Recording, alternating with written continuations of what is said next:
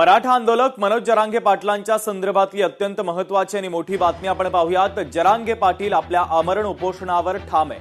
30 तारखेला अंतरवाली सराटीमध्ये आंदोलन सुरू करणारच असं जरांगे पाटलांनी आता सांगितलंय। तर सरकारला आणखी किती मुदत द्यायची असा सवाल देखील जरांगे पाटलांनी उपस्थित केलाय। चर्चेसाठी पुरेसा वेळ दिला, आता कठोर भूमिका घेतोय।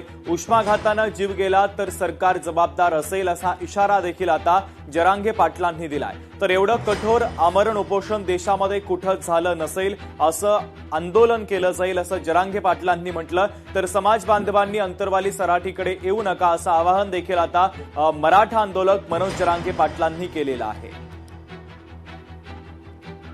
मला अंतिम टोकाचं आणि कठोर आमरण उपोषण करायचंय। रखरखत्या उन्हात मी हे उपोषण बास टाकून करणार आहे।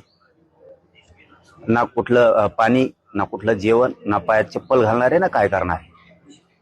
माझ्या शरीरात प्रचंड वेदना आहेत। या जीवाला मी तरसायचं तरी किती दिवस। त्यामुळं जे होईल ते होईल।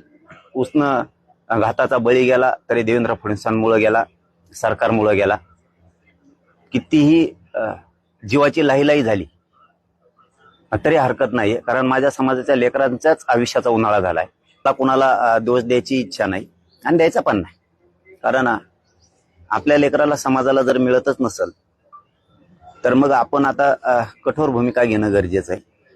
आपण जे घोषित केलं होतं, कारण मी डायरेक्ट विषयाकडेच येतोय। 4 घंटे बोला आणि 2 घंटे बोला, त्याच्यापेक्षा 5 मिनिटाच्यात मला प्रेस संपवायची, कारण मी त्या सीमारेषेवर आता आलेलो आहे। 30 मेचं जे आपलं आंदोलन आमरण उपोषण आपण ठरवलं होतं ते फायनल होणार आहे। जरांगे पाटलांच्या आंदोलनाला आता ठाकरेंच्या शिवसेनेचा पाठिंबा आहे। जरांगेंच्या आंदोलनामध्ये आम्ही देखील सहभागी होणार। ठाकरेंच्या शिवसेनेचे नेते अंबादास दानवे यांनी वक्तव्य केलं। तर सरकार फसवाफसवी करतंय असं दानवेंनी म्हटलं। हैदराबाद गॅझेटबद्दल एसओपी काढलेली नाही असं महत्त्वाचं वक्तव्य आता दानवेंनी केलं।